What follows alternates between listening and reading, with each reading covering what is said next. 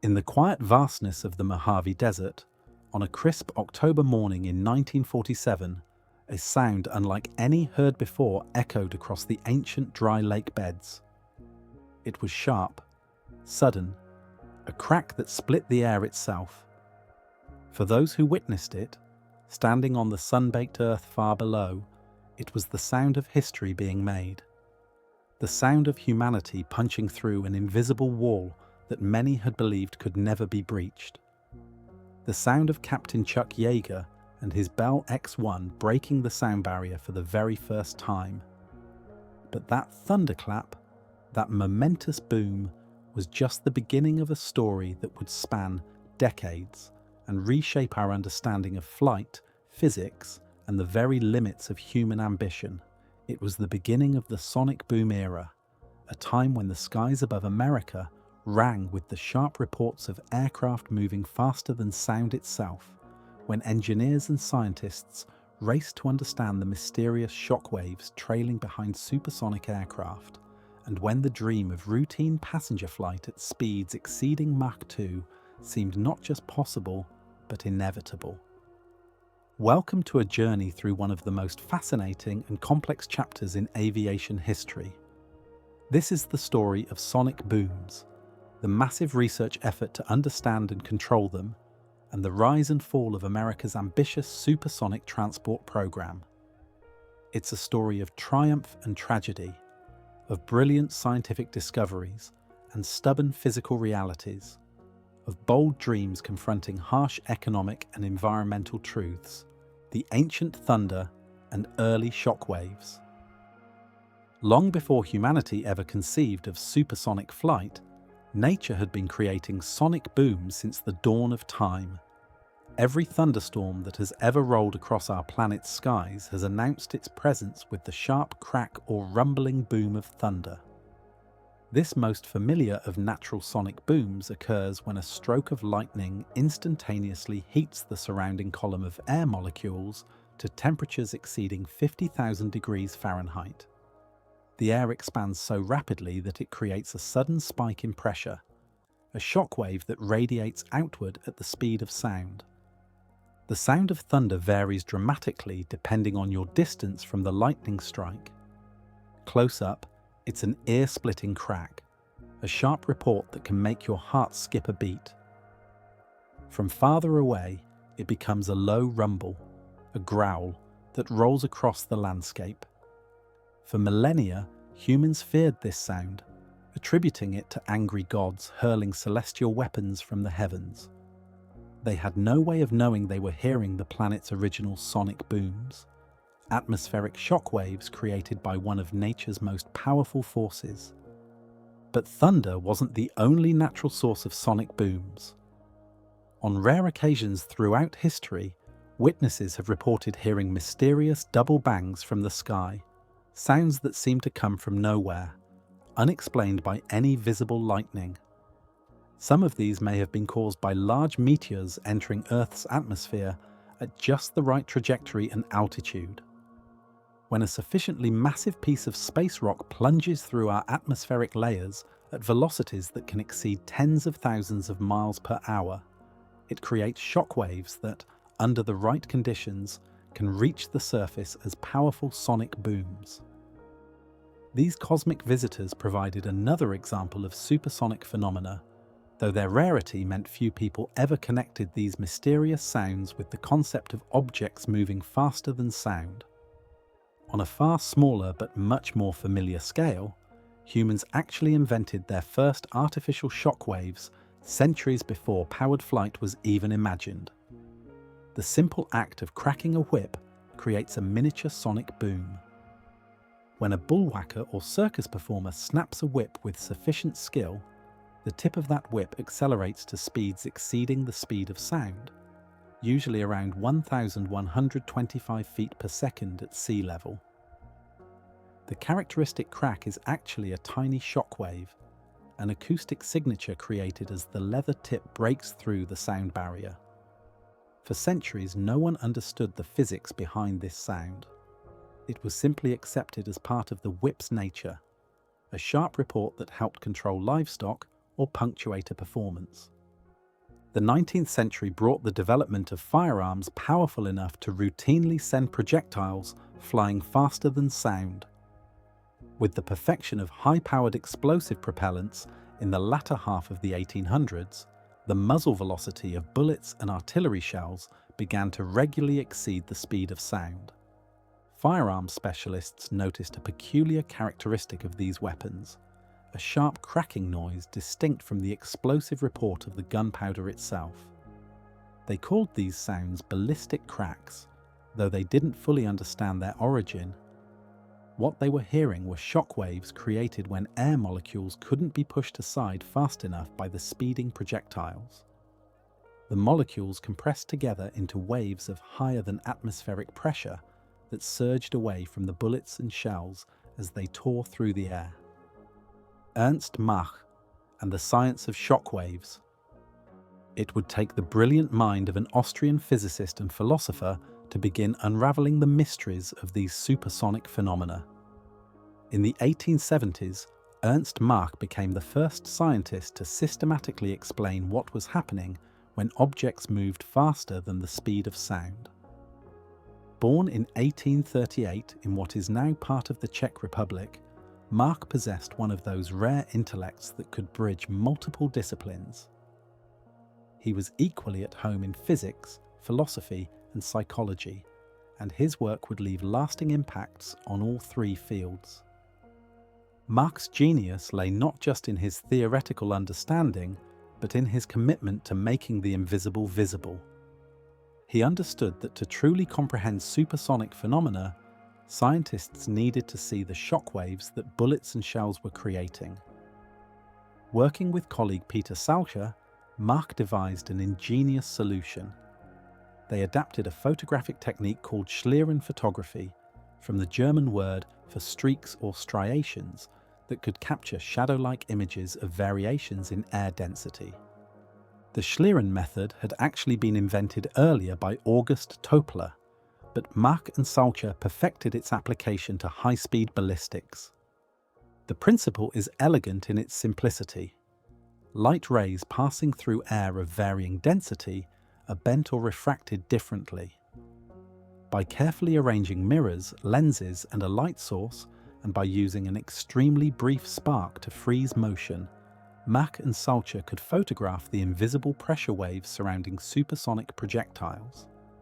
In 1887, they published their groundbreaking paper, complete with remarkable photographs that showed for the first time in human history the actual shape of shock waves trailing behind bullets fired at supersonic speeds. The images revealed conical wave fronts, with the projectile at the apex of the cone. There were two distinct shock waves, one emanating from the front or nose of the bullet, and another from its tail or base.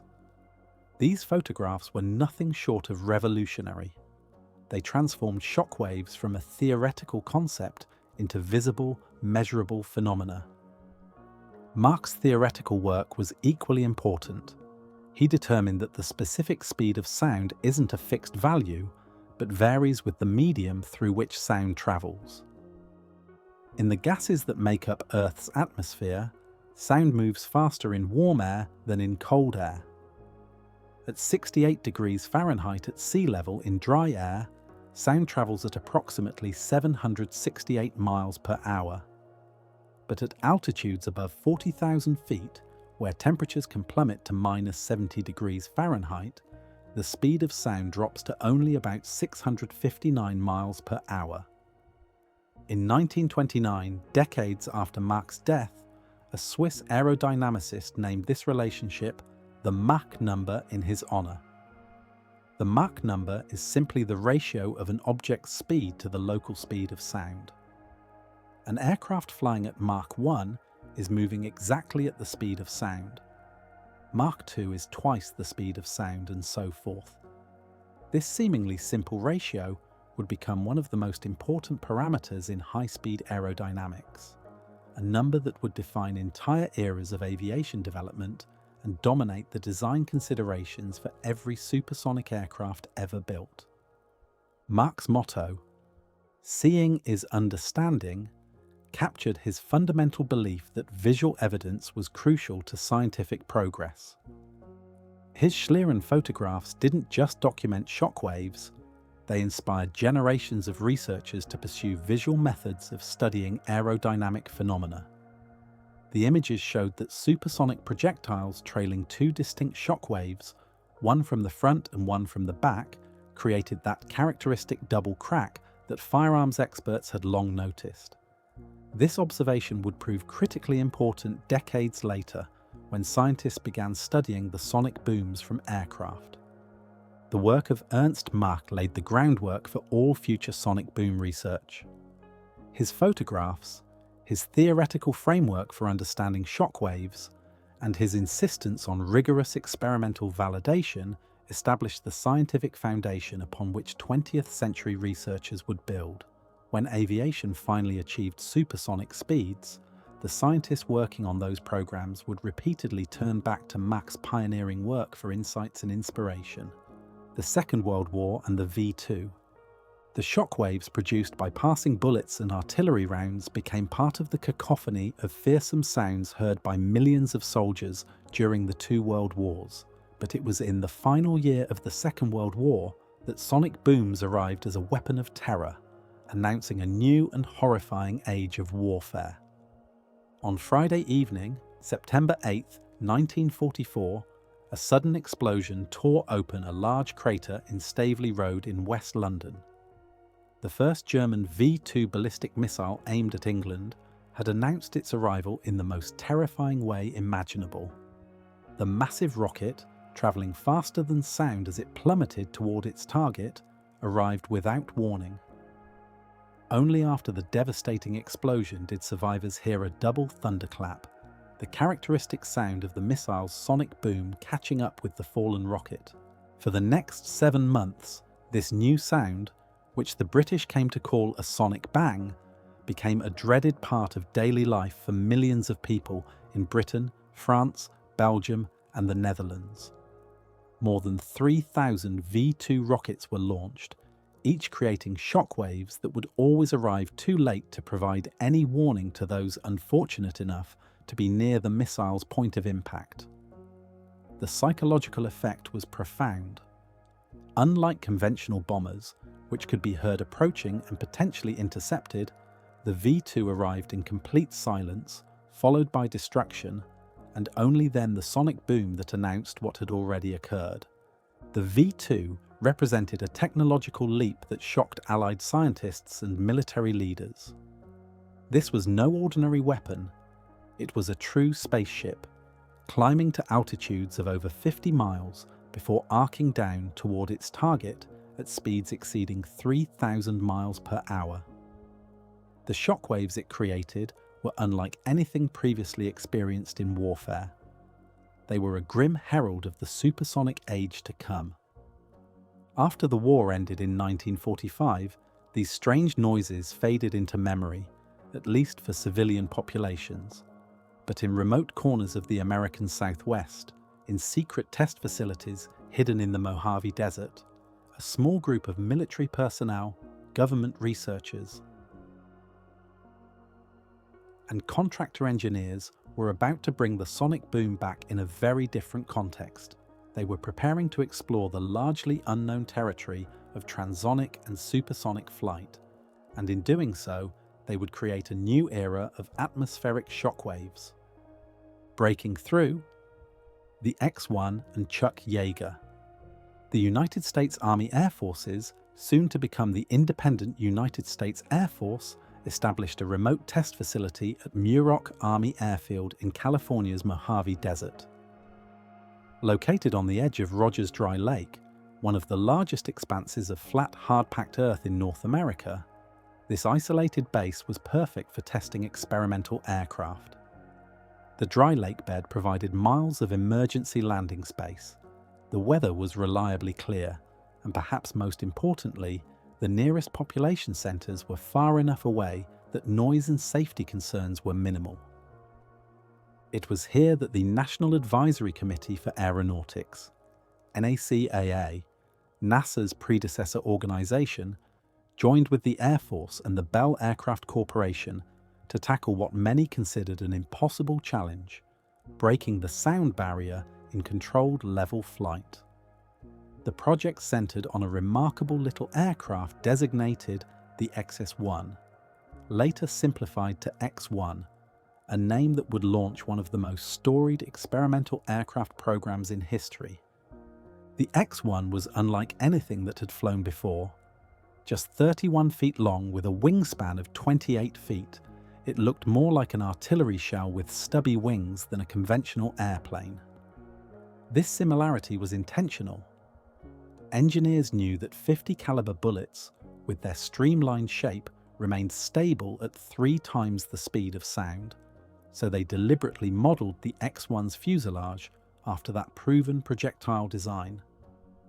Powered by a 4-chamber rocket engine, burning a mixture of liquid oxygen and ethyl alcohol, the X-1 couldn't take off under its own power. Instead, it was carried aloft in the bomb bay of a modified B-29 Superfortress and released at altitude, where its pilot would ignite the rocket chambers and climb toward the sound barrier.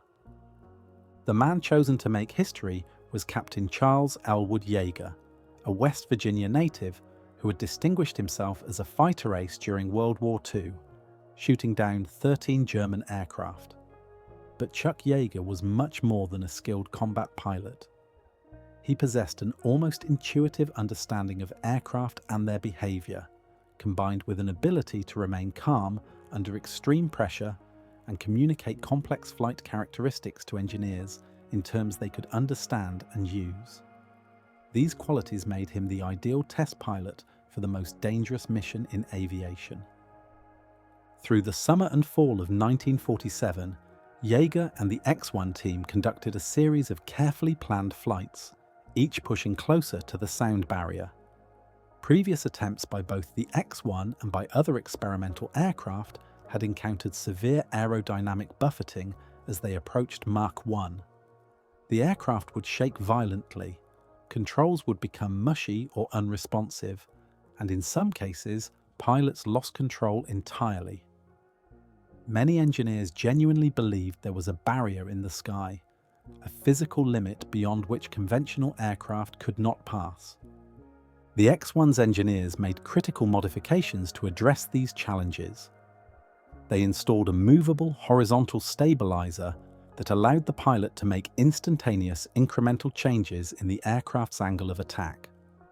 This innovation proved crucial. As the X-1 approached the speed of sound, the movable stabilizer allowed Yeager to maintain control and smooth out the airflow over the aircraft, keeping elevator effectiveness right through the transonic region where conventional controls often failed. October 14, 1947, dawned clear and calm over the Mojave Desert. Just 2 days earlier, Yeager had fallen from a horse and broken 2 ribs, an injury he concealed from his superiors because he knew it would disqualify him from flying. Working with his engineer friend Jack Ridley, Yeager rigged a solution using a piece of broomstick to help him close and lock the X-1's hatch despite his injured ribs. It was typical Yeager determination mixed with practical ingenuity. At approximately 10 o'clock in the morning, the B-29 mothership carrying the bright orange X-1, nicknamed Glamorous Glennis after Yeager's wife, climbed to 25,000 feet.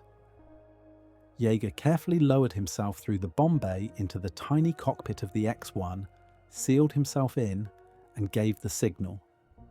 The B-29's bombardier released the X-1, and for a heart-stopping moment, the small rocket plane fell free. Yeager ignited the 4 rocket chambers in sequence, and the X-1 leapt forward, accelerating rapidly as it climbed. The plan for this flight called for reaching Mach 0.98, tantalizingly close to, but still below the speed of sound. But the horizontal stabilizer modification was working beautifully. Yeager found he had stable control well beyond the point where previous flights had encountered problems. He made a quick decision and switched on additional rocket chambers. The Mach meter on the X-1's instrument panel began to fluctuate wildly as the aircraft approached Mach 1. The needle swung past 0.96, then 0.965, and then suddenly it pegged off the scale. On the ground, engineers monitoring the flight heard a sound like distant thunder rolling across the desert. It was the first sonic boom ever generated by a piloted aircraft in level flight. Chuck Yeager had just exceeded Mach 1. Later analysis of the flight data showed Yeager had reached Mach 1.07, about 700 miles per hour at his altitude of 42,000 feet. He flew supersonic for approximately 20 seconds before shutting down the rocket chambers and gliding back down to a safe landing on the lake bed. The entire flight from release to landing had lasted just 14 minutes, but in those 14 minutes, aviation had changed forever. Contrary to popular legend and depictions in books and movies, the shockwaves from Yeager's flight that historic day did not reach the ground with a loud boom.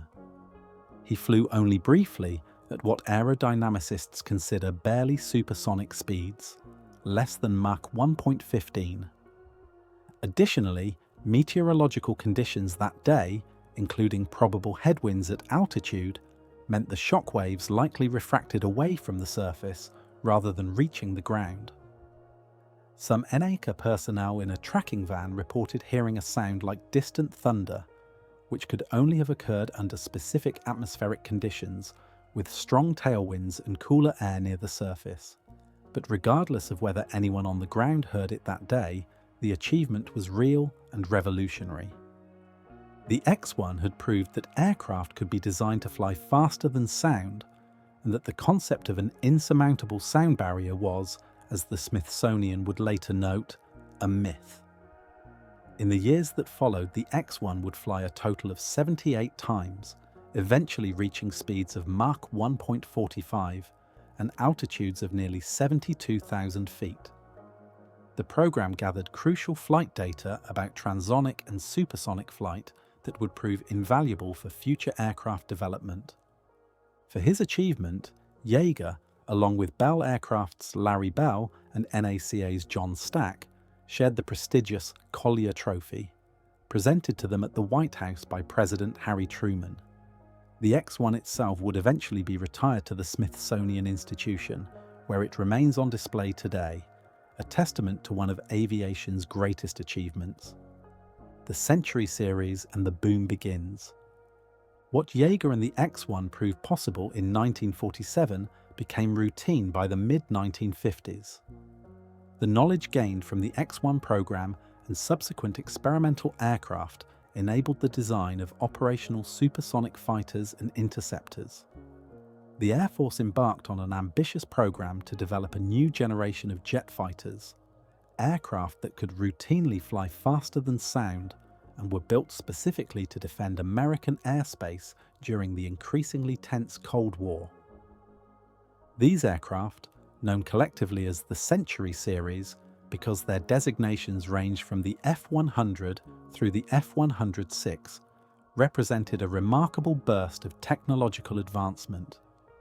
The pace of development was breathtaking, driven by Cold War competition and genuine fears about Soviet bomber threats. The North American F-100 Super Sabre, the first of the series, made its initial flight in May 1953. The Convair F-102 Delta Dagger followed in October of the same year. The Lockheed F-104 Starfighter, a radical design that looked more like a missile with tiny wings than a conventional aircraft, first flew in February 1954. The McDonnell F-101 Voodoo took to the skies in September 54, followed by the Republic F-105 Thunderchief in October 55, and finally the Convair F-106 Delta Dart in December 56. In just over 3 years, the Air Force had introduced 6 completely new supersonic fighter designs, each pushing the boundaries of speed, altitude, and performance. These weren't experimental aircraft limited to a handful of test flights. These were production aircraft that would be built by the hundreds and deployed to Air Force bases across the nation and around the world. Edwards Air Force Base in California became the epicenter of this supersonic revolution. The base, renamed in 1950 from Muroc in honor of Captain Glenn Edwards, who had died testing the experimental Northrop YB-49 flying wing, hosted both the Air Force Flight Test Center and what was now called the High Speed Flight Research Station, NACA's organization for conducting flight research. Together, these organizations put the Century Series fighters through exhaustive testing, expanding their flight envelopes and documenting their capabilities. The barren dry lakes and jagged mountains around Edwards reverberated with the sonic booms of these aircraft as test pilots pushed them to their limits and beyond. For the engineers and researchers at Edwards, sonic booms became a normal part of daily life, as routine as the sound of jet engines or the sight of contrails streaking across the deep blue desert sky. But this familiarity with booms at Edwards would soon pose challenges when similar sounds began occurring over populated areas. The rapid progress toward practical supersonic flight had been made possible by a brilliant theoretical breakthrough in the early 50s by NASA engineer Richard Whitcomb. Working at Langley Research Center in Virginia, Whitcomb discovered what became known as the area rule, one of the most important advances in supersonic aerodynamics. He showed that transonic drag could be dramatically reduced by carefully managing the cross-sectional area distribution of an aircraft. Specifically, by reducing the cross-section of the fuselage where the wings joined it, creating that characteristic pinched or Coke bottle shape visible on many Century Series fighters, engineers could smooth out the shockwaves forming around the aircraft at transonic speeds. The area rule allowed aircraft to achieve supersonic speeds much more easily and efficiently than had previously been possible. It was a game changer that enabled the rapid development of supersonic fighters. But as these aircraft entered service and began flying from bases around the country, more and more Americans were exposed to the thunderclap-like sounds of sonic booms, often accompanied by rattling windows and shaking houses. The Air Force began receiving damage claims from citizens living near its bases as early as 1951, when only subsonic jet fighters were in service. These early claims likely resulted from transonic shockwaves created during high-speed dives and aggressive maneuvers by aircraft that couldn't sustain supersonic speeds, but could temporarily exceed Mach 1 in certain flight conditions. As truly supersonic aircraft became operational in the mid-50s, the number of claims began to rise dramatically. Between 1956 and 1968, the Air Force received 38,831 damage claims related to sonic booms. Of these, the Air Force approved 14,006, paying out for damages that ranged from shattered windows and cracked plaster to more dubious claims, including the deaths of pets or livestock allegedly driven mad by the noise.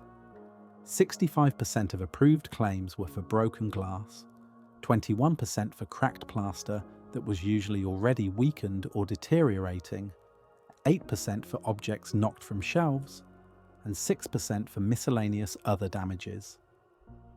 In addition to these formal claims, Air Force bases, local police departments, and other agencies fielded countless phone calls about sonic booms, ranging from curious inquiries to angry complaints.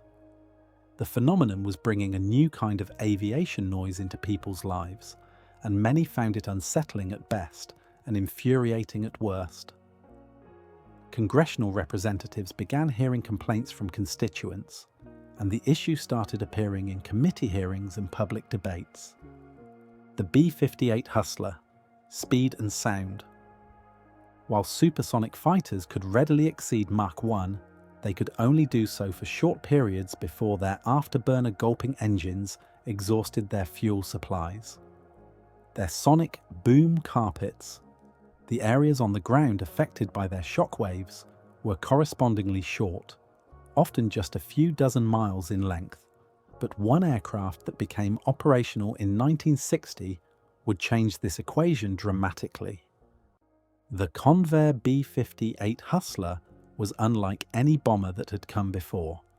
This delta-winged four-engine medium bomber was designed from the start for sustained supersonic cruise. It could fly faster than Mach 2 for more than 1,000 miles, laying down a continuous sonic boom carpet all the way.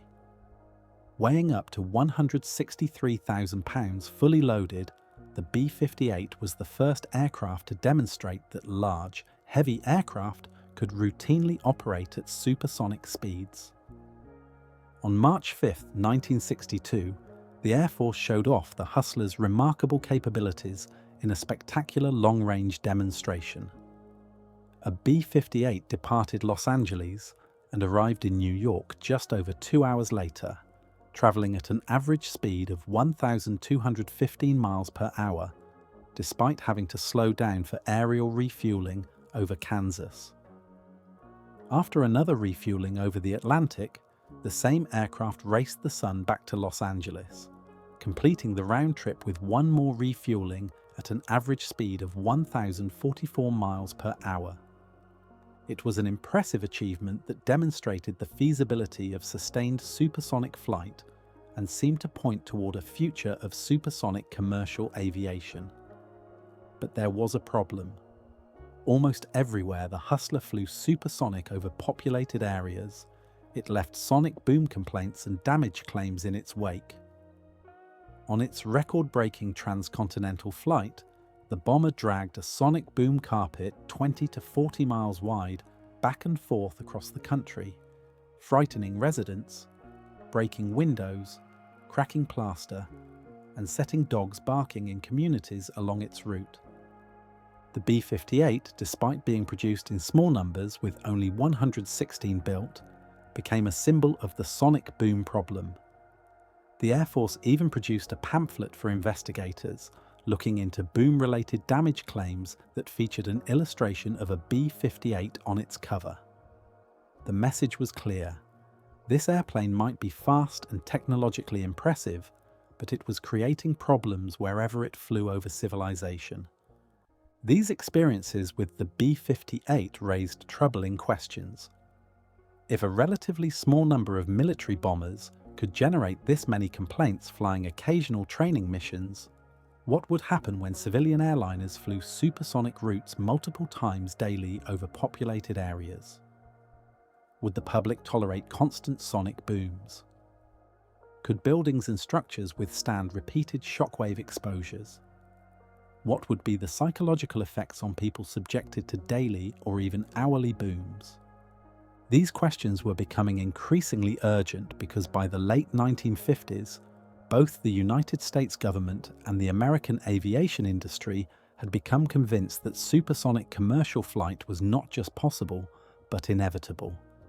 Jets had already revolutionized commercial aviation by cutting flight times in half compared to propeller-driven airliners.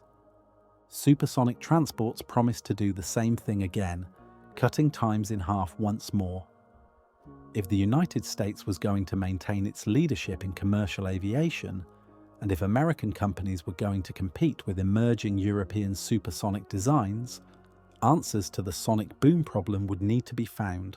The supersonic transport dream takes shape.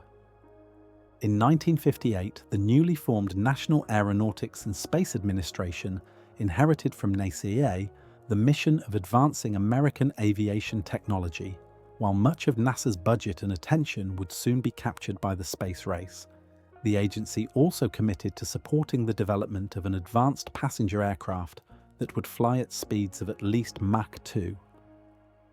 This concept was initially called the Supersonic Commercial Air Transport, abbreviated SCAT.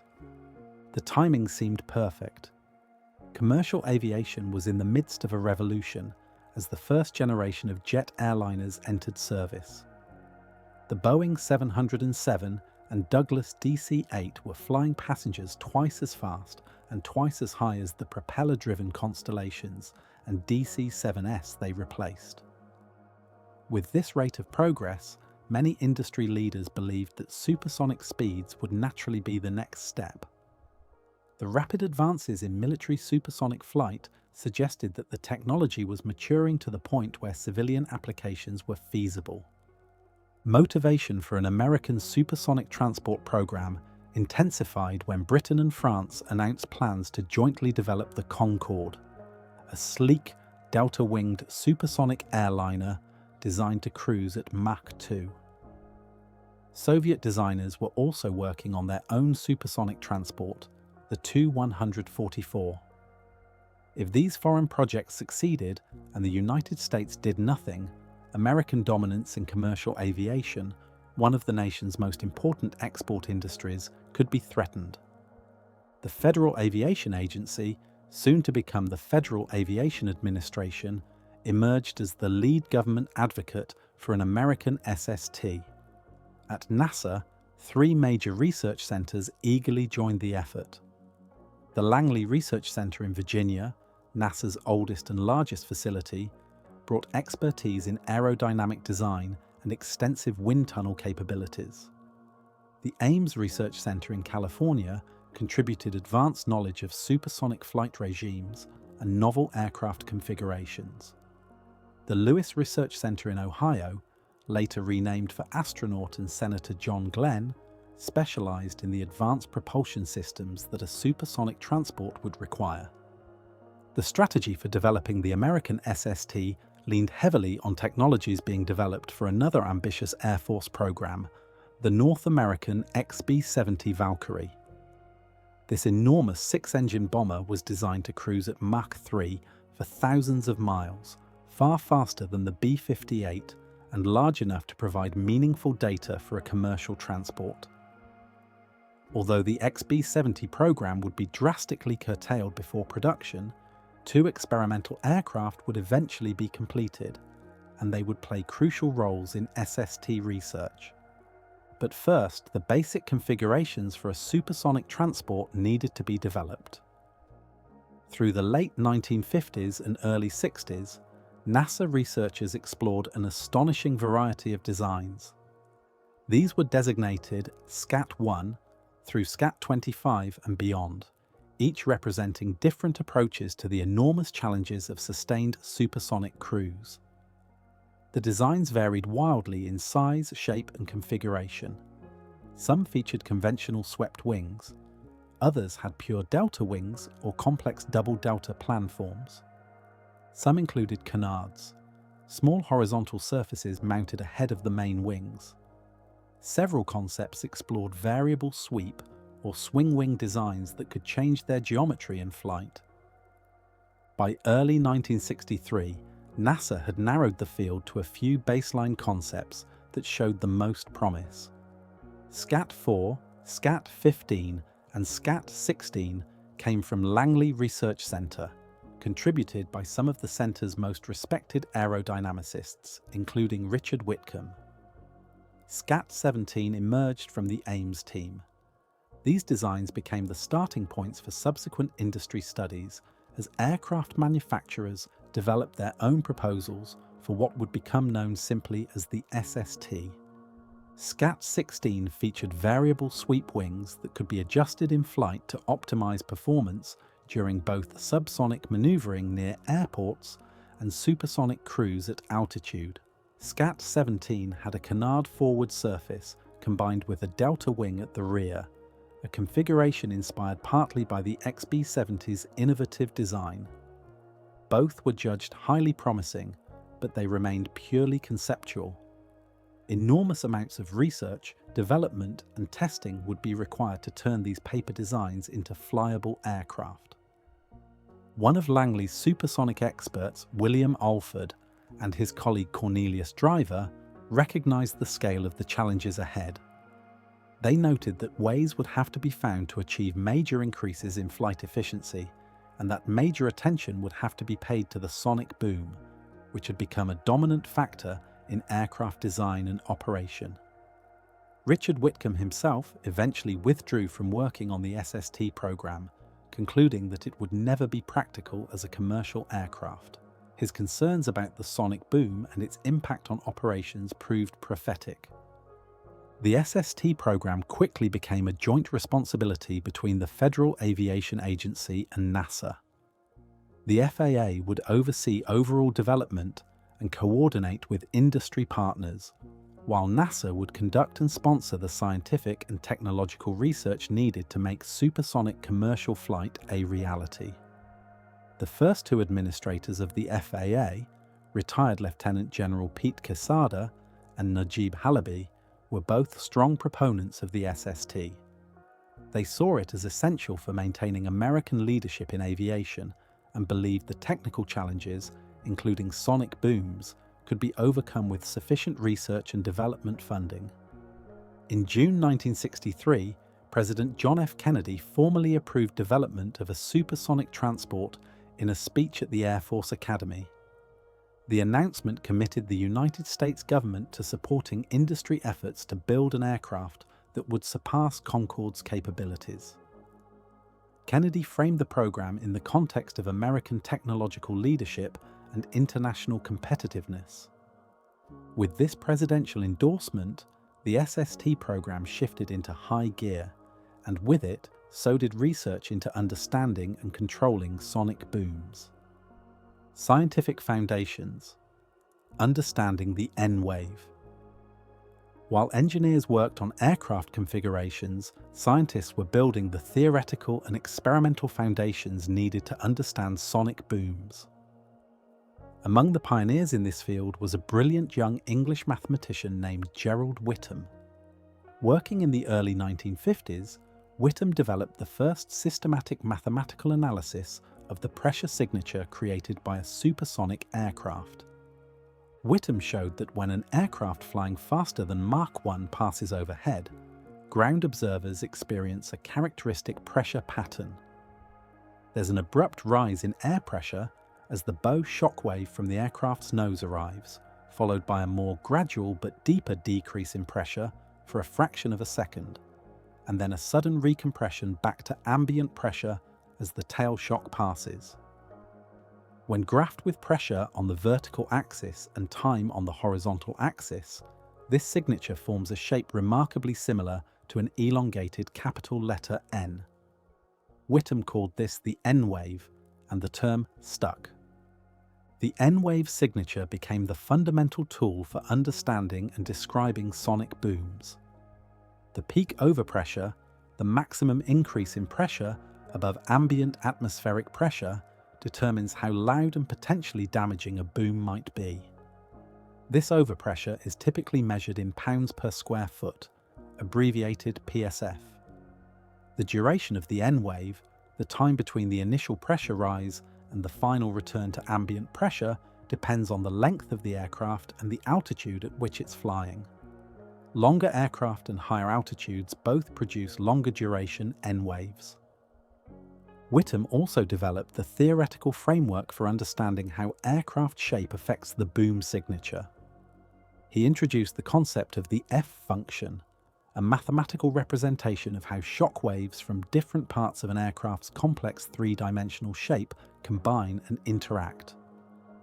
Unlike axisymmetric shapes like bullets or artillery shells, aircraft have wings, tails, engine nacelles, cockpit bulges, and numerous other features that each generate their own pressure disturbances. The F function described how all these disturbances merge as they propagate away from the aircraft. In 1958, another young English mathematician, Frank Walkden, made an important addition to the theory. Walkden showed that the lift generated by an aircraft's wings produces additional shockwave strength beyond what the aircraft's volume alone would create.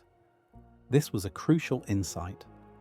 Earlier theories had predicted boom strength based primarily on aircraft size and weight.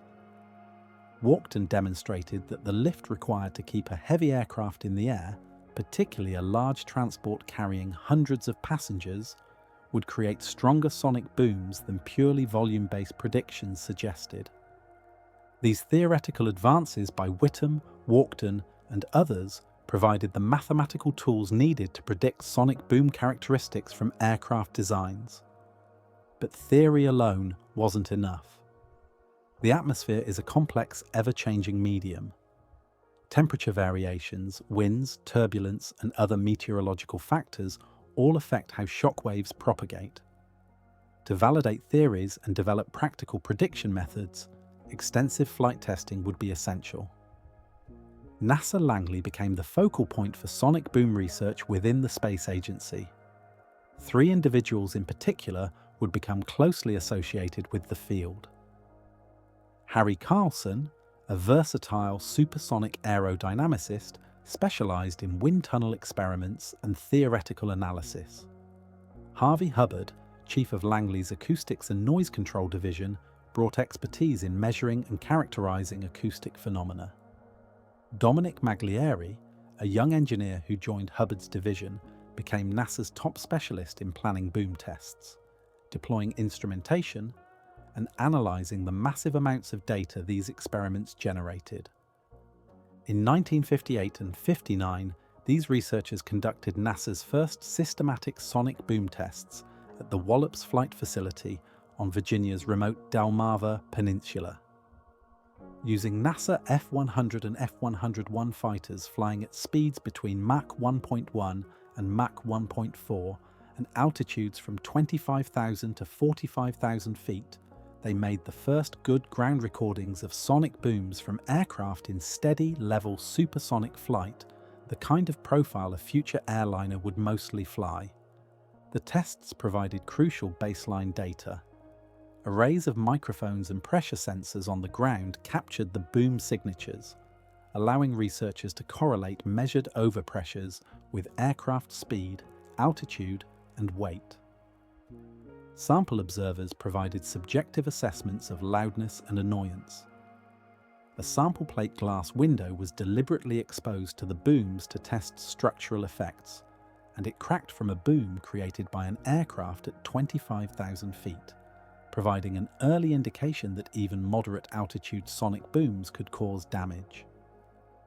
Follow-up tests in 1959 used a highly advanced Navy fighter prototype, the Chance Vought F-8U-3, flying at speeds up to Mach 2 and altitudes up to 60,000 feet. The data showed that boom intensity didn't increase significantly between Mach 1.4 and Mach 2, indicating that extreme speed wasn't the primary factor in boom strength. Aircraft size, weight, and altitude mattered more than how far beyond Mach 1 an aircraft flew. A B-58 bomber from Edwards also made 2 passes during these tests, providing comparative data from a much larger aircraft. These early tests established the basic methodology that would be refined and expanded over the next decade. Ground sensor arrays would measure pressure signatures. Chase aircraft would photograph supersonic test aircraft and sometimes even probe their shockwave fields with specially instrumented aircraft flying formation. Weather balloons and sounding rockets would measure atmospheric conditions. And groups of observers, both trained specialists and ordinary volunteers, would provide subjective assessments of how the booms sounded and felt. Extreme testing, super booms and low passes. While most sonic boom research focused on understanding the signatures from high-altitude cruise flight, the Air Force and NASA also wanted to understand the extreme cases. What would happen if fighters dove on ground targets at supersonic speeds during combat? How powerful could sonic booms become under worst-case conditions? Could they actually be weaponized? To answer these questions, NASA and the Air Force conducted Project Little Boom in July 1960 at a bombing range north of Nellis Air Force Base in Nevada. F-104 starfighters and F-105 Thunderchiefs flew just barely supersonic, between Mach 1.09 and Mach 1.2, but at altitudes down to an incredible 50 feet above the ground. The results were dramatic and, in some ways, frightening. At these extremely low altitudes, the shockwaves had no distance to attenuate before striking the ground. Overpressures reached 100 psf in some cases, 20 times stronger than typical booms from aircraft at normal supersonic cruise altitudes.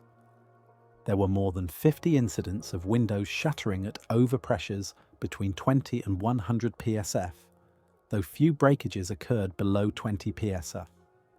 This established a rough threshold for structural damage that would inform future testing. Perhaps most importantly, Volunteer observers stationed in the test area and exposed to overpressures as high as 120 psf reported no physical injuries. Some experienced temporary ringing in their ears or a feeling of fullness, and many couldn't help involuntarily flinching when they saw jets approaching at extremely low altitude. But there was no evidence of actual harm from the intense pressure pulses. This was reassuring in one sense. Sonic booms weren't likely to physically injure people, but it did nothing to address the annoyance and startle factor that would prove to be the real obstacles to public acceptance. Similar testing in 1965 at remote sites near Tonopah, Nevada, pushed the envelope even further. An Air Force F-4C Phantom II flying at Mach 1.26 at just 95 feet above ground level generated the strongest sonic boom ever recorded, 144 psf. To put this in perspective, normal atmospheric pressure at sea level is 2,116 psv, so this boom represented a spike of about 7% above ambient pressure, arriving in a tiny fraction of a second. Test personnel standing in the direct path of this shockwave felt a distinct jarring sensation against their bodies, but suffered no lasting effects. These extreme tests confirmed that low-level supersonic flight could indeed cause significant damage to structures, particularly breaking windows and cracking already weakened plaster or stucco. They also showed that sonic booms could be focused and amplified through various maneuvers. When fighters accelerated through Mach 1 or made sharp turns while supersonic, the shock waves could converge and create what researchers termed super booms, with U-shaped rather than N-shaped pressure signatures that were much more destructive in localized areas. The military implications were mixed. While sonic booms at low altitude were certainly powerful, they weren't powerful enough to be reliable weapons. The focused super booms were too unpredictable and too localized to have practical military value. What the tests did show clearly was that unrestricted supersonic flight over populated areas, whether military or civilian, would inevitably result in property damage and public complaints. The question was whether modifications to aircraft design and flight procedures could reduce boom intensity to acceptable levels. In-flight measurements. Seeing the shock waves. One of the most important advances in sonic boom research came from developing the ability to measure shock waves directly in flight near supersonic aircraft, rather than just recording their effects when they reached the ground. Starting in 1960, NASA began equipping chase aircraft with specially designed pressure probes that could fly alongside or behind test aircraft and measure the shape and intensity of their shockwave fields. The first such measurements used an F-100 fighter equipped with a sensor probe to measure shockwaves from other F-100S, an F-104, and a B-58 flying at close formation distances, sometimes with only 100 feet of separation. The data, while relatively crude by later standards, confirmed the overall correctness of Gerald Whittam's theoretical predictions, while also revealing some discrepancies that would require further investigation. In early 1963, NASA conducted a landmark series of tests using a specially equipped F-106 to probe the shockwave field of a B-58 bomber. The F-106 carried a sophisticated sensor probe designed at Langley Research Center, carefully calibrated and tested to provide accurate pressure measurements. Over the course of 7 sorties, the F-106 flew both above and below the B-58 at various distances, while both aircraft maintained supersonic speeds between Mach 1.42 and Mach 1.69 at altitudes around 45,000 feet. The data from these flights were revelatory. They confirmed Frank Walkden's theory about lift effects significantly increasing shockwave strength. But more importantly, they revealed for the first time exactly how shockwaves evolved as they moved away from an aircraft. Close to the B-58, the pressure signature was incredibly complex. with multiple sharp spikes corresponding to different parts of the aircraft's structure. There were pressure jumps from the nose, the canopy, the wing leading edges, the engine nacelles, the weapons pod carried under the fuselage, and the tail. As distance from the B-58 increased, these multiple spikes began to merge. The probe data showed that within 50 to 90 body lengths from the aircraft, roughly 3,000 to 6,000 feet for the B-58, the complex sawtooth pattern simplified and consolidated into the classic N-wave shape, with just two main shocks, one from the bow and one from the tail. This process, called shock-wave coalescence, was critical to understanding boom formation. It meant that the simplified N-wave signatures measured on the ground were actually the result of many smaller shock waves merging together as they propagated downward through the atmosphere. This insight had profound implications for boom reduction research. If the detailed shape of the near-field pressure signature could be controlled through careful aircraft design, it might be possible to modify how those shock waves coalesced, potentially resulting in lower peak overpressures in the far-field signature that reached the ground. It was the first real hint that boom minimization through aircraft shaping might be feasible, though actually achieving it would prove extraordinarily difficult. The F-106 probe measurements also showed how the bow and tail shock waves spread farther apart as they moved away from the aircraft, increasing the duration of the N-wave. At close range, the time between the bow and tail shocks was very short, just hundredths of a second. By the time shock waves reached the ground from cruise altitude, that duration had stretched to tenths of a second or more. This temporal stretching, combined with atmospheric turbulence and absorption effects, changed the character of the boom signature substantially between the near field around the aircraft and the far field on the ground. Cities under siege. The St. Louis tests. By 1961, NASA and the FAA recognized that they needed data on public reaction to sonic booms in a real urban environment. All the testing at Edwards Air Force Base and remote desert sites was providing excellent technical data on boom characteristics and structural effects, but it couldn't answer the crucial question of whether ordinary people going about their daily lives would tolerate repeated sonic booms. To find out, they needed to conduct tests over an actual city.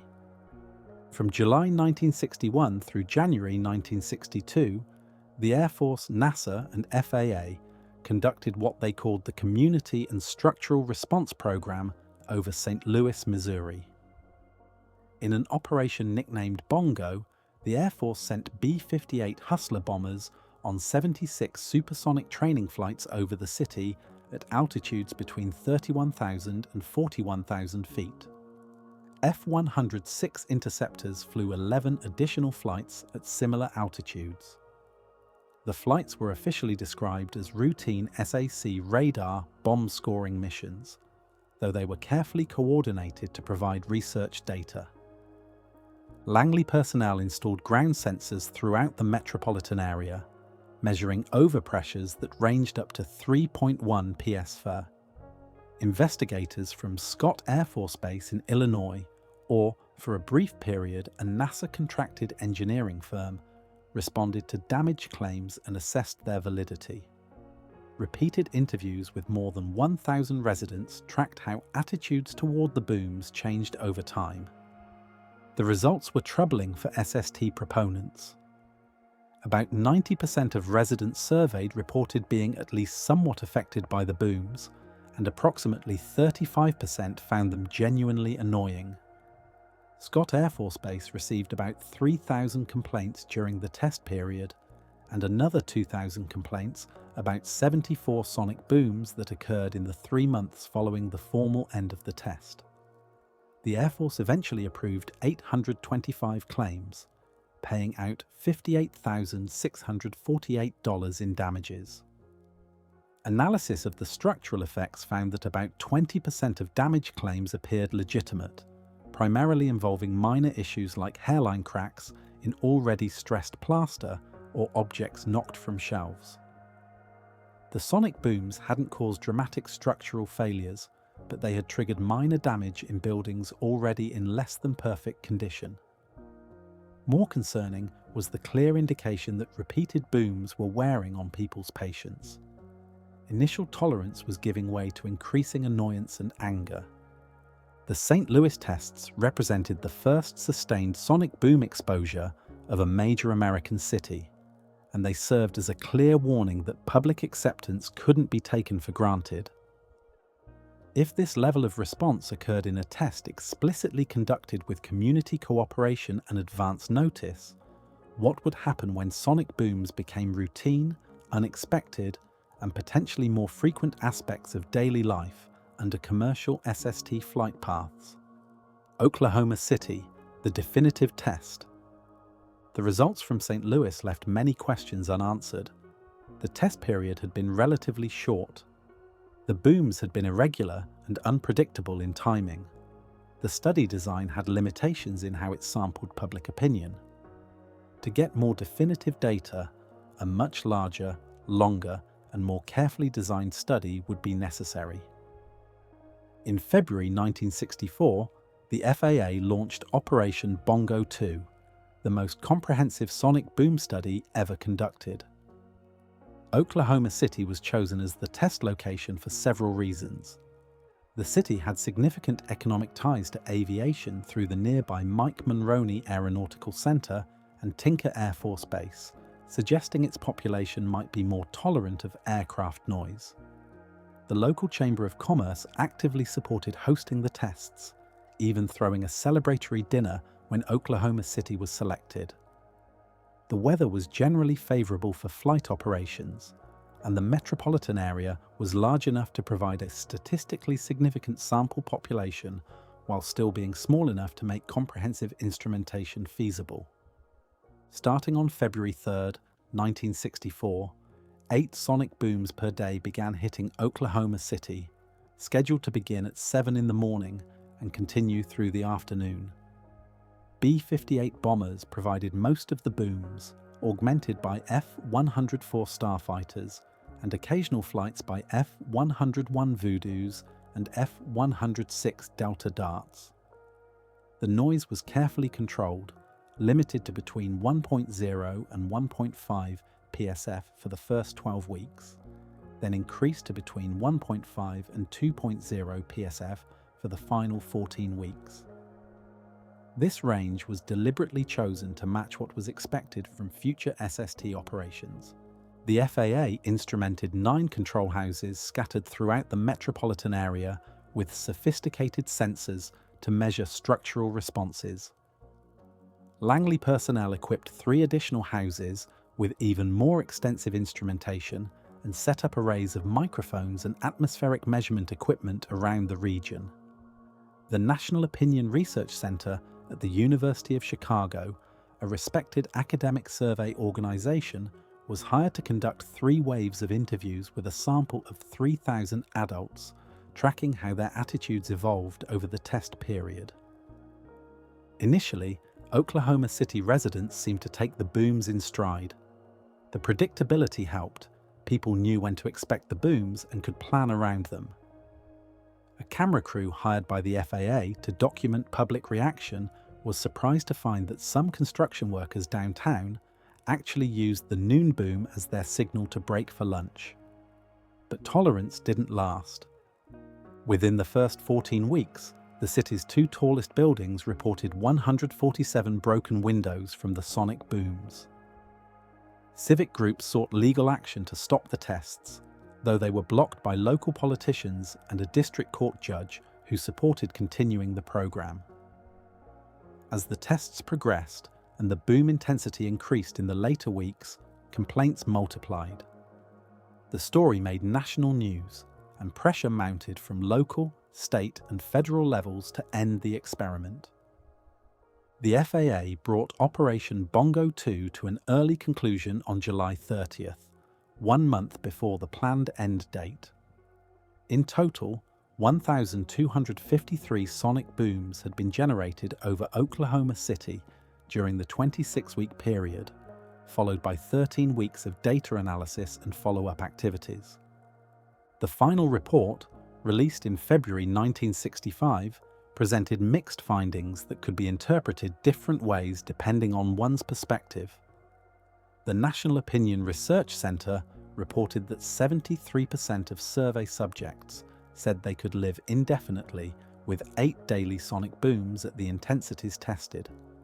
However, 27% said they could not accept booms indefinitely, and 40% believed the booms had caused structural damage even though the control houses showed no significant effects. 3% of the population had actively complained by telephoning, writing protest letters, or filing lawsuits. NASA's analysis of the shockwave measurements revealed something concerning.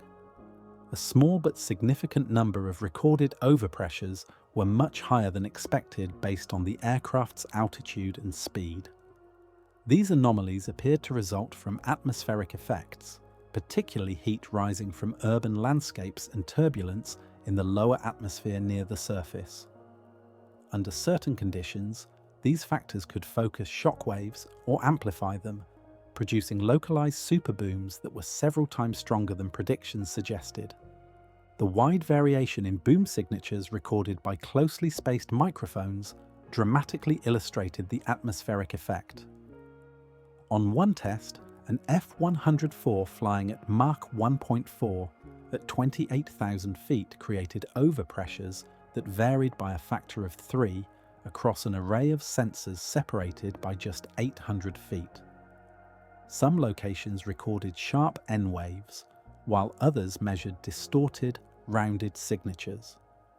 The atmosphere itself was introducing significant variability that no aircraft design could control.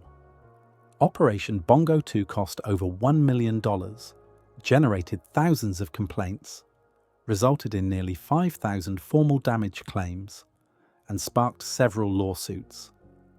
The negative publicity surrounding the tests began to shift public opinion against supersonic flight generally, and the SST program specifically.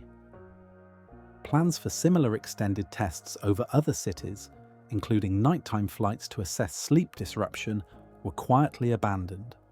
The political and public relations costs were simply too high. The Valkyrie arrives. From the beginning of the SST program, the aircraft most desired for sonic boom research was the North American XB-70 Valkyrie. This enormous experimental bomber, originally intended as a Mach 3 nuclear weapon delivery platform for the Strategic Air Command, had been repurposed as a flying laboratory when changing military requirements and budget pressures killed the production program. 2 prototype aircraft were built, and they promised to provide invaluable data on sustained high-speed flight. The XB-70 was truly massive. At 186 feet long, with a wingspan of 105 feet and a maximum gross weight of around 500,000 pounds, it was considerably heavier than any proposed SST design, though less than 2/3 as long as some concepts. 6 massive General Electric YJ-93 turbojet engines, each producing 28,000 pounds of thrust with afterburner, powered this behemoth to speeds exceeding Mach 3. The aircraft's distinctive features included large triangular canards behind the cockpit, a massive delta wing with tips that could be folded down hydraulically by up to 65 degrees for improved stability at supersonic speeds, and a unique design that allowed it to ride partially on its own shockwave compression lift at high speeds. The first XB-70, designated XB-71, arrived at Edwards Air Force Base in September 1964 and began flight testing under a joint Air Force North American Aviation program. The second aircraft, XB-72, arrived in July 65. This second Valkyrie was the better of the two, with improved aerodynamics, more reliable systems, and a more sophisticated instrument package. NASA was particularly eager to begin using XB-72 for research flights in support of the SST program. Even during initial contractor flight testing, NASA's Flight Research Center began collecting sonic boom data from the XB-70S. Ground arrays of sensors and microphones recorded boom signatures as the huge aircraft flew supersonic over Edwards and surrounding areas. The data confirmed that large aircraft created sonic booms fundamentally different in character from those of fighters. The longer duration of the XB-70's N-wave, resulting from the aircraft's great length, meant that more acoustic energy arrived at lower frequencies. These ultra-low frequencies, below the normal range of human hearing, caused structures to vibrate noticeably, rattling windows and objects even when peak overpressures were relatively modest. In late 1965 and into '66, the Air Force and NASA began planning an intensive series of sonic boom tests using both XB-70S as part of what would be called the National Sonic Boom Evaluation. This comprehensive program would involve multiple supersonic aircraft types flying under carefully monitored conditions, with extensive ground instrumentation and large numbers of human observers providing subjective assessments. The XB-70 was to be the centerpiece, providing data on the sonic boom characteristics most relevant to the planned SST. On June 6, 1966, XB-72 made its first official sonic boom test flight, reaching Mach 3.05 at 72,000 feet. It was a successful flight that gathered valuable data. 2 days later, on June 8th, the aircraft was scheduled for another boom test, followed by a publicity photo flight for General Electric to showcase 5 different aircraft types powered by GE engines. The formation flight was led by XB-72 with Air Force test pilot Al White at the controls and Major Carl Cross, making his first flight in the Valkyrie, serving as co-pilot. Flanking the giant bomber were a Navy F-4B Phantom II, an Air Force T-38 trainer, a Navy A-4 Skyhawk, and an F-104 Starfighter, piloted by NASA's chief test pilot Joe Walker, one of the most experienced and respected test pilots in the world.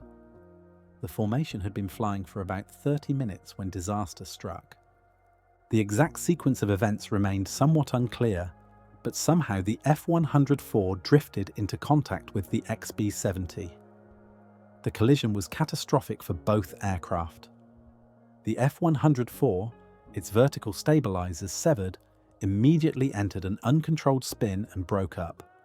Joe Walker, one of only 12 pilots to earn astronaut wings by flying the X-15 above 50 miles altitude, was killed instantly or immediately after impact. The XB-70 initially appeared to continue flying normally for several seconds, but the collision had actually caused severe damage. The aircraft had been sheared almost in half behind the wings. When it finally rolled over and began to tumble, Al White managed to eject in his escape capsule, though he suffered serious injuries. Carl Cross attempted to eject but was too low, and his capsule didn't have time to deploy its parachute fully. He was killed on impact. The loss of XB-72 was a devastating blow to the SST research program. This was the better instrumented, better performing aircraft, the one NASA had been counting on for the most important test flights. More tragically, it cost the life of Major Cross and claimed Joe Walker, a true pioneer of high-speed flight who had flown higher and faster than any pilot before the advent of spacecraft. The date of June 8, 1966 became one of the darkest days in flight test history. But the sonic boom research had to continue. The National Sonic Boom Evaluation Program was already underway and too important to cancel. The remaining XB-71 would have to carry on alone. The National Sonic Boom Evaluation. After the tragic loss of XB-72, the National Sonic Boom Evaluation Program paused for 4 months, while XB-71 underwent modifications and safety reviews. When testing resumed in November 1966, the program had been restructured but remained ambitious in scope. Over the next several months, through January 1967, Edwards Air Force Base and the surrounding desert became the site of the most comprehensive sonic boom study ever conducted. A total of 367 supersonic missions were flown by XB-71, B-58S, YF-12S, SR-71S, F-104S, and F-106S. These were supplemented by 256 subsonic flights by tanker and transport aircraft, making atmospheric measurements. The Goodyear blimp Mayflower hovered at 2,000 feet during early tests, providing a stable mid-altitude measurement platform. Ground instrumentation was extensive. Arrays of microphones and pressure sensors covered multiple sites, capturing boom signatures from aircraft at various speeds, altitudes, and flight paths. Seismographs recorded how shock waves coupled into the ground and propagated through soil and rock. Specially constructed test buildings were instrumented to measure structural responses to booms of varying intensity. Several hundred volunteers participated, spending hours outdoors or inside test structures being exposed to sonic booms from the different aircraft types. They filled out detailed questionnaires, rating loudness, annoyance, and startle response. Some trials compared sonic booms to jet engine noise from subsonic aircraft, providing data for correlating boom effects with familiar noise sources. The XB-70 flights provided particularly valuable data. Over the course of 20 flights at speeds between Mach 1.38 and Mach 2.94, researchers gathered detailed measurements of how the huge aircraft's sonic boom varied with flight conditions. The time between the XB-70's bow and tail shocks was approximately 0.3 of a second, noticeably longer than the 0.2 for the B-58 or 1/10 for the F-104. This longer duration meant more low-frequency energy, which translated to more structural vibration. Subjective ratings from observers revealed troubling patterns. While the longer, more rounded N-wave from high-flying large aircraft was less startling outdoors than the sharp crack from low-flying fighters, it was often judged more annoying indoors because of the vibrations it caused. Windows rattled, dishes clinked, light fixtures swayed slightly. These secondary effects, separate from the boom sound itself, added to the disturbance and annoyance. The YF-12 and SR-71 Blackbirds, flying at altitudes up to 80,000 feet and speeds up to Mach 3, provided data points at the upper end of what any near-term SST might achieve. Boom overpressures from these extremely high-altitude flights were relatively modest, typically below 2 psf, suggesting that cruise altitudes in the 60 to 70,000 foot range might be tolerable. But the data also showed that overpressures could vary significantly based on atmospheric conditions that couldn't be controlled or reliably predicted. Comparisons between summer and winter tests confirmed the strong influence of temperature and wind patterns. Rising warm air during summer days often refracted shock waves upward, reducing or eliminating booms that reached the ground. Winter temperature inversions had the opposite effect, focusing shock waves downward and sometimes creating unexpectedly strong booms. These atmospheric variables introduced uncertainty that no amount of aircraft design optimization could eliminate. The bowling alley on Edwards Air Force Base, chosen as a test structure because of its large interior space and high ceilings, provided insights into how sonic booms affected large buildings. Peak overpressures above 2 psf caused objects to shake on shelves and created noticeable vibrations that people inside found disturbing. Even when no physical damage occurred, the perception of potential danger or harm made people uncomfortable and anxious. Despite the controlled setting and the fact that participants were volunteers who knew booms were coming, about 15% of subjects said they would find regular exposure at the tested levels unacceptable for residential areas. This minority opinion was concerning because in a large city, 15% represented hundreds of thousands of people who would object to SST operations overhead. The negative responses were strong enough that they couldn't be dismissed as the complaints of a hypersensitive few. The National Sonic Boom Evaluation gathered more sonic boom data, of higher quality, from a wider range of aircraft and conditions than any previous program. The final reports filled thousands of pages with measurements, analysis, and conclusions. But for all the scientific value of the data, the results painted a difficult picture for SST proponents. Public acceptance remained questionable. Structural effects, while not catastrophic, were real. Atmospheric variability created unpredictability, and the fundamental physics offered no easy solutions. Blackbirds at the edge. While the XB-70 captured public attention with its dramatic appearance and Mach 3 capabilities, another family of Mach 3 aircraft provided equally valuable data with less fanfare. The Lockheed Blackbirds, the YF-12 Interceptor variant, and the SR-71 reconnaissance aircraft were sleek, stealthy-looking machines that regularly operated at altitudes and speeds matching or exceeding anything an SST would fly. The YF-12S arrived at Edwards in the mid-60s as part of an Air Force testing program.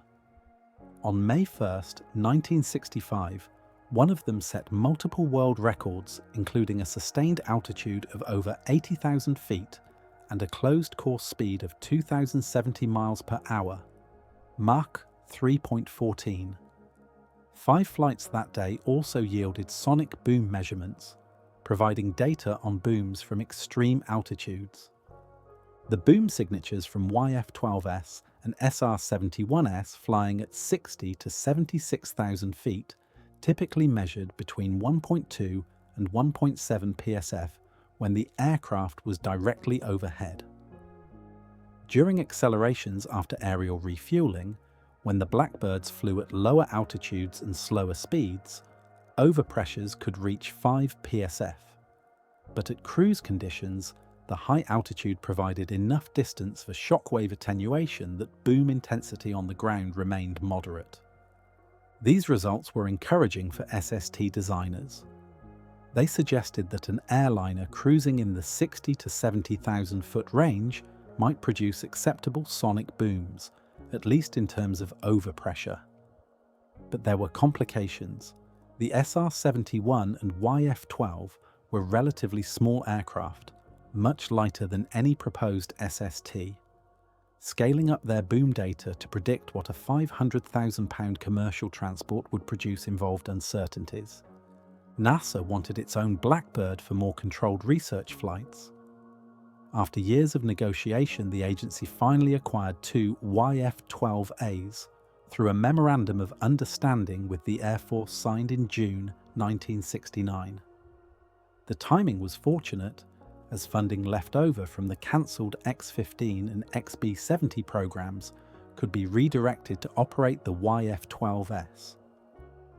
Over the next several years, these aircraft would fly numerous research missions, including sonic boom studies that added to the database of high-altitude, high-speed boom measurements.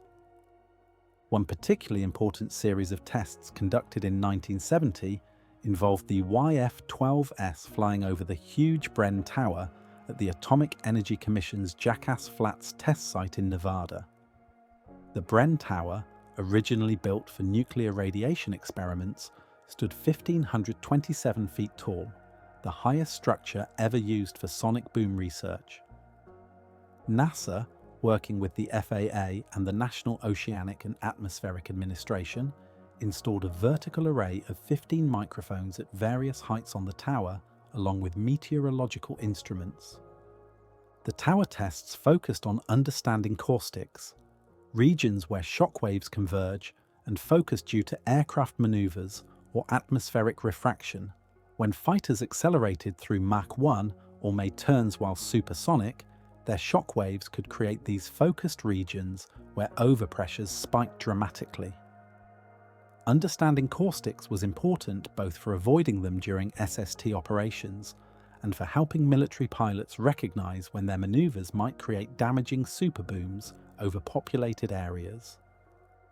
F-104S from Edwards made 121 boom-generating flights over the Bren Tower during summer and fall 1970. Flying at around Mach 1.1 at 30,000 feet, the fighters created various shockwave patterns that the vertical microphone array captured with unprecedented detail. The data showed how caustic regions formed, how high they extended, and how shockwave signatures changed as they passed through caustic zones. The tests revealed that U-shaped signatures associated with caustics were highly sensitive to atmospheric turbulence and prone to refracting away from the ground before impact. This was good news, as it meant the worst superbooms might not reach populated areas. But it also meant predicting exactly when and where damaging booms would occur was extremely difficult, perhaps impossible with available meteorological forecasting capabilities.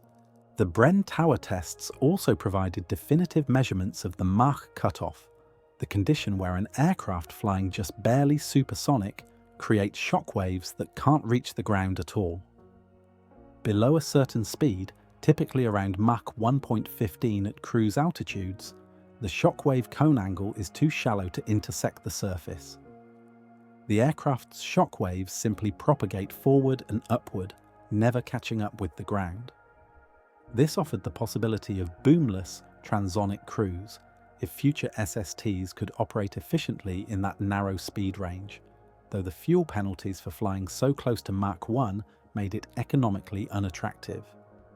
Enter the Boeing 2707. While NASA and the military services were conducting sonic boom research throughout the 1960s, the aviation industry was working on actual SST designs. After President Kennedy's June 1963 commitment to developing an American supersonic transport, the government initiated a formal competition. The Federal Aviation Administration issued requests for proposals to Boeing, Lockheed, and North American for airframe designs, and to Curtiss-Wright General Electric and Pratt & Whitney for engines. Boeing's submission was the most ambitious. Designated the 2707, it was designed to be bigger, faster, and more capable than the Anglo-French Concorde. While Concorde was sized for about 100 passengers and Mach 2 cruise, Boeing's design aimed to carry 250 to 300 passengers at speeds approaching Mach 3. The company envisioned an aircraft that would revolutionize commercial aviation, cutting flight times to Europe and Asia by more than half. The initial Boeing design featured variable sweep wings, similar to those being developed for the Air Force's B-1 bomber program. The wings could swing forward for efficient subsonic flight during takeoffs, landings, and maneuvering near airports, then sweep back for minimum drag during supersonic cruise. On paper, this offered the best of both worlds. In practice, the swing wing mechanism proved heavier and more complex than anticipated. In December 1966, the FAA selected Boeing's design as the winner of the competition, with General Electric chosen to develop the engines. Boeing immediately began detailed design work on what would become the 2707. 300 variant after the swing wing configuration was abandoned in favor of a conventional but very large delta wing. The company built a full-scale mock-up to work out interior layout and systems installation. Orders from airlines began flowing in almost immediately, with dozens of carriers around the world placing deposits for delivery positions. At its peak, Boeing had commitments for 122 aircraft from 26 airlines. The company anticipated beginning flight testing in late 1972, with certification and entry into service by 1975.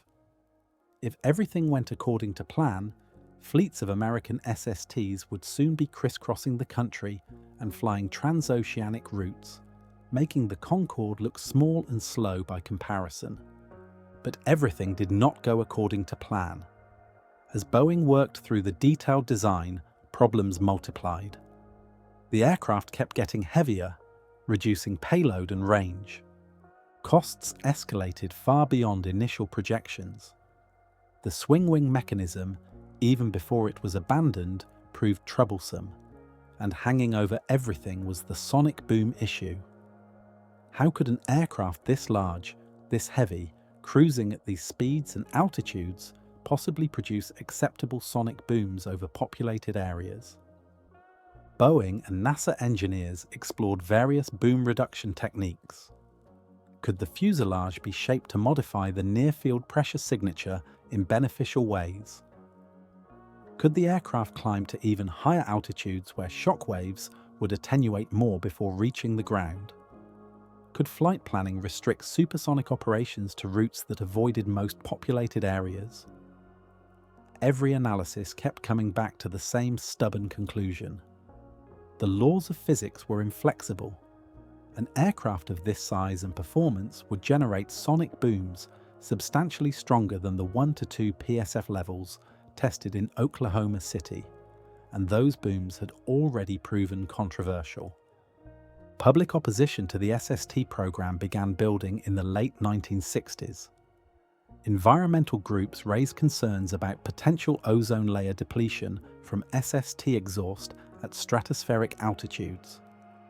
Economists questioned whether the aircraft would ever be profitable given its enormous development costs and operational expenses. And the sonic boom issue provided a rallying point for critics who saw the SST as an example of technology pursued for its own sake without adequate consideration of its environmental and social impacts. In Congress, Senator William Proxmire of Wisconsin became the program's most vocal opponent. He criticized the SST as frivolous federal spending, wasteful of taxpayer money, and likely to benefit only the wealthy few who could afford supersonic tickets while imposing noise on everyone below. FAA Administrator Najib Halabi tried to counter these arguments, famously declaring that the supersonics are coming as surely as tomorrow.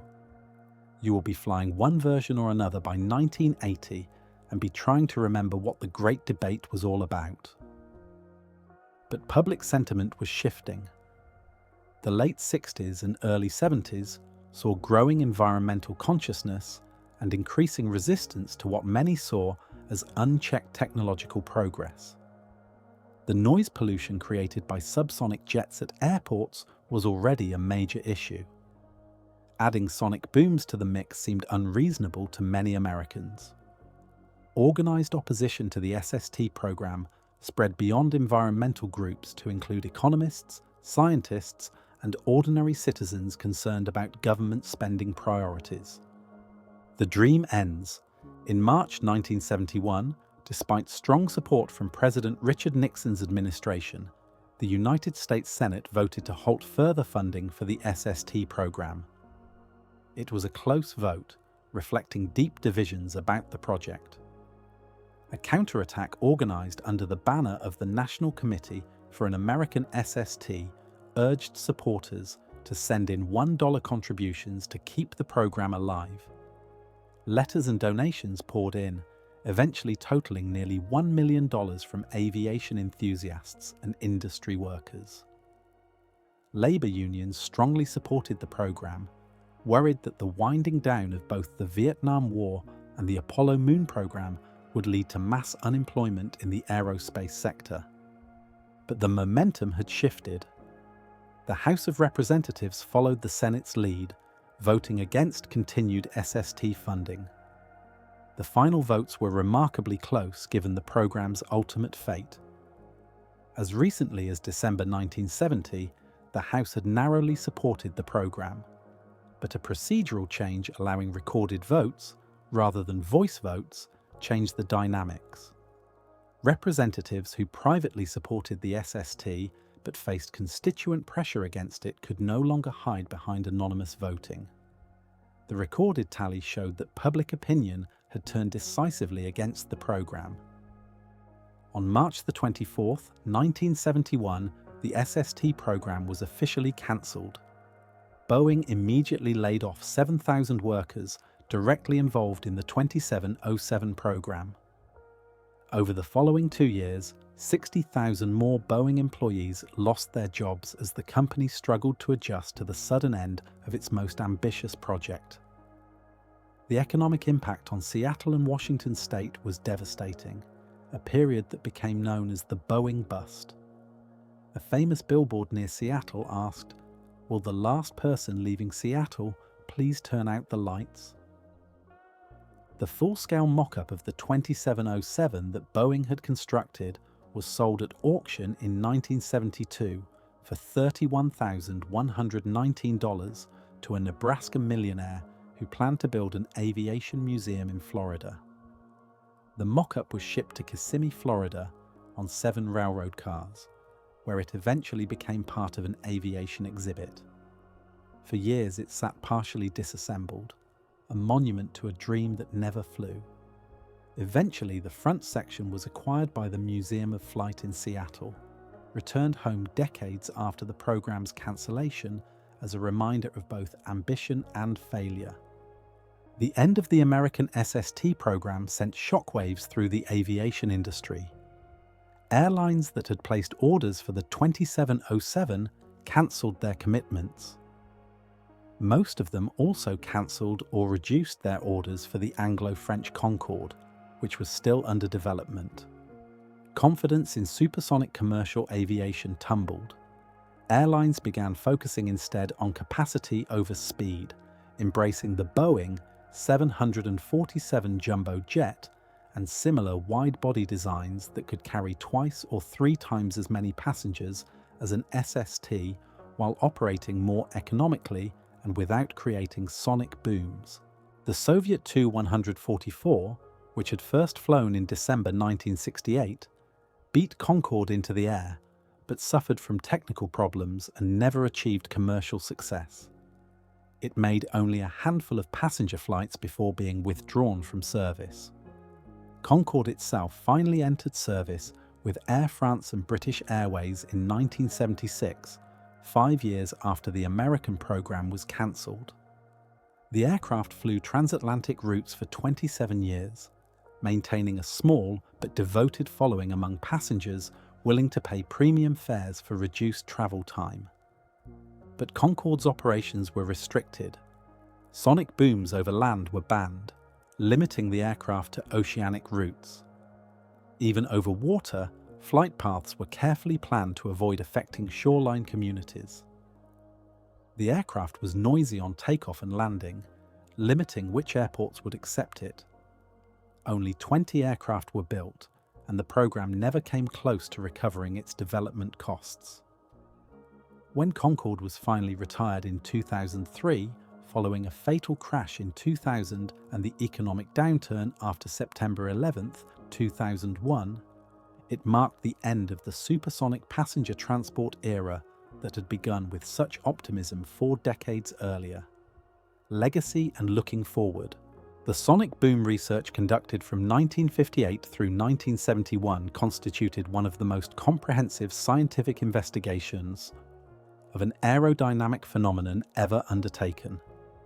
Thousands of flights by dozens of different aircraft types, hundreds of thousands of individual boom measurements, surveys of tens of thousands of people, detailed studies of structural effects on buildings ranging from simple houses to large public structures, analysis of meteorological effects under countless atmospheric conditions. The database created during those years remains valuable today, more than 5 decades later. But for all the data gathered and insights gained, the fundamental conclusion was disappointing for those who had hoped supersonic commercial flight would become routine.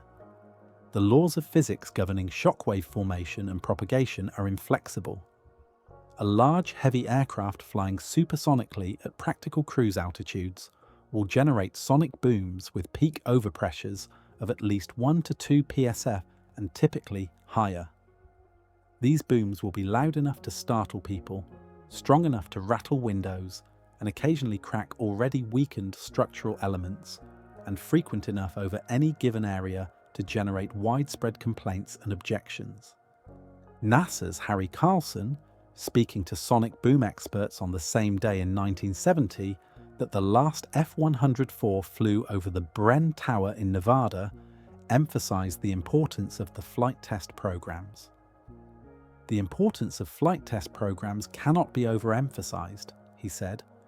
"These tests have provided an impressive amount of high-quality data." He was absolutely right. The data would inform aircraft design and atmospheric research for generations to come.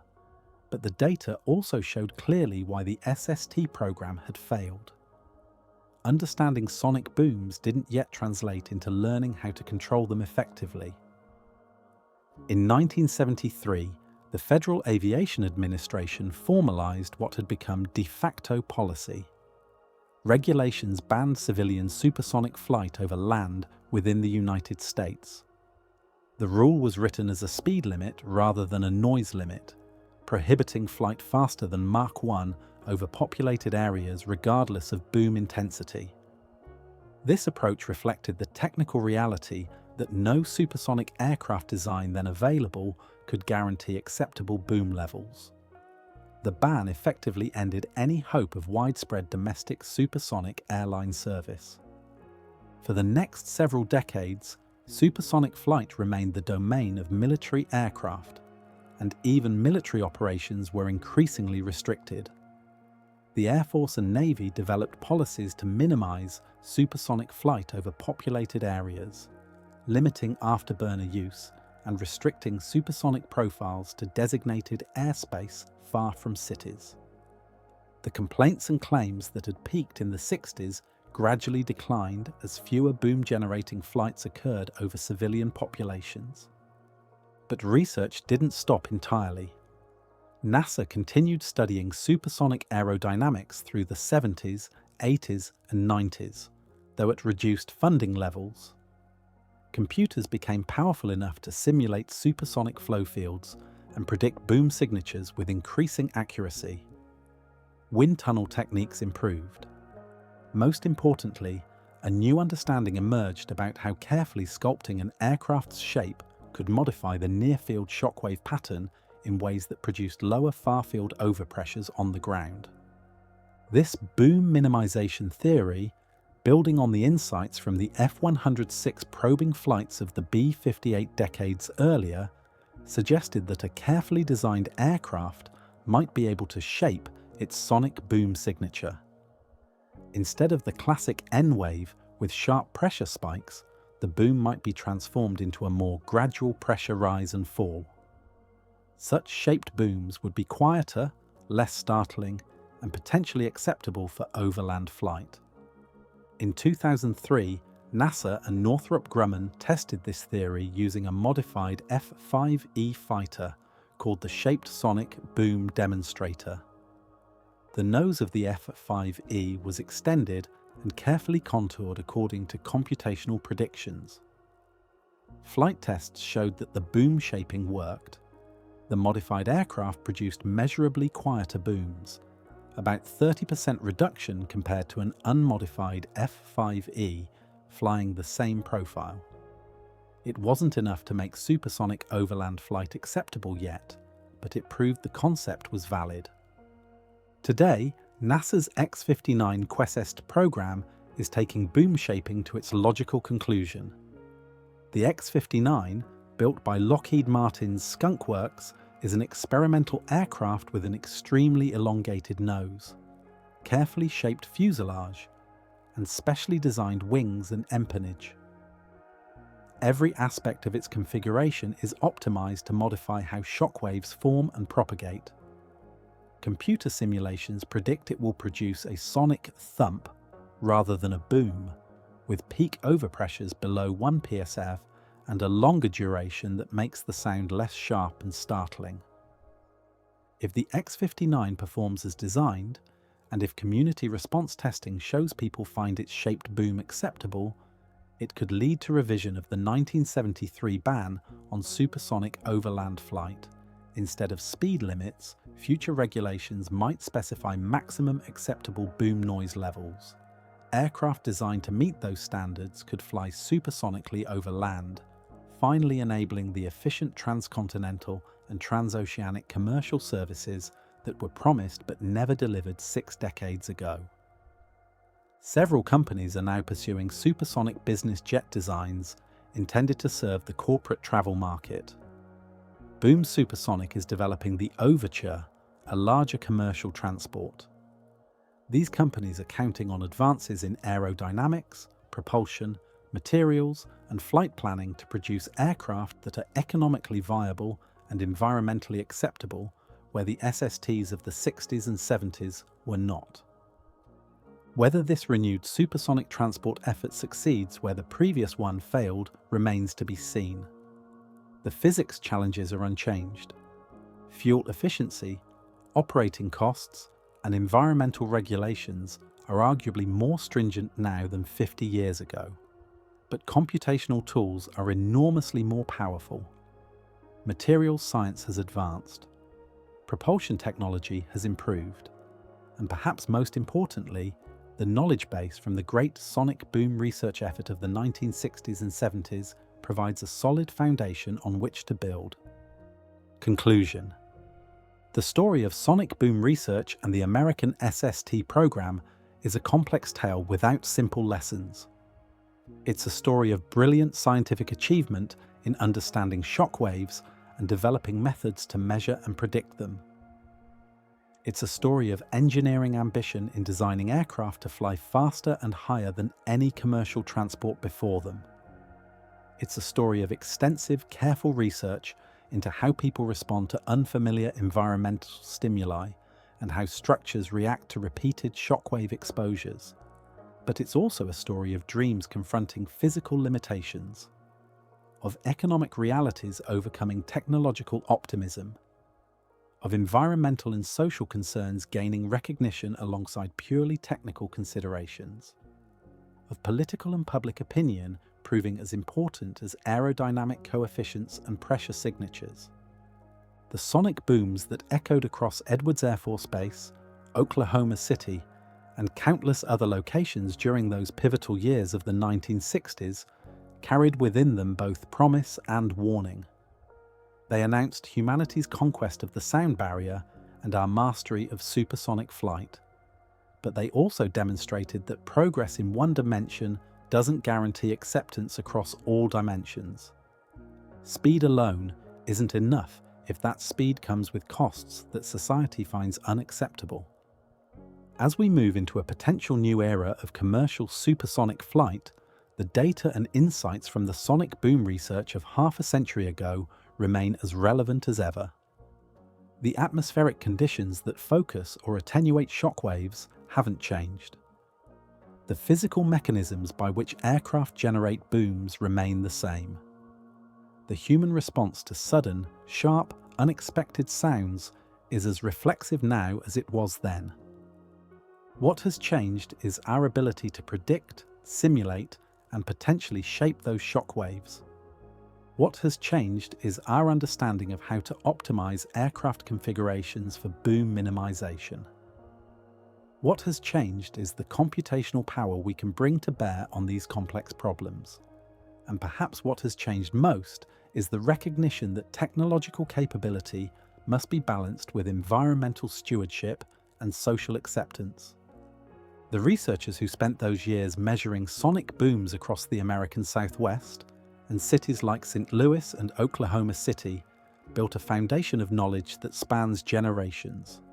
Harvey Hubbard, Dominic Maglieri, Harry Carlson, and countless others who devoted careers to understanding these atmospheric phenomena created a legacy that extends far beyond their immediate goal of enabling an American SST that was ultimately never built.